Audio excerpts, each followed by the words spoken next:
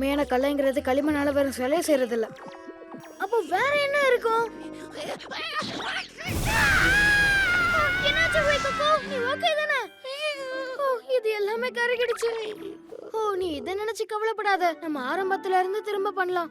ஒரு நிமிஷம் இரு. இது காஞ்சு போனா அது நமக்கு நல்ல விஷயம் தானே?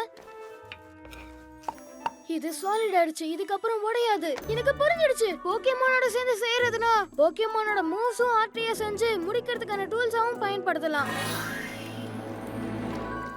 இது நல்லா இருக்கு. வைக்கோகோ, இதுல ஃப்ளேம் த்ரோவர் யூஸ் பண்றியா? இது பெர்ஃபெக்ட்டா இருக்கு.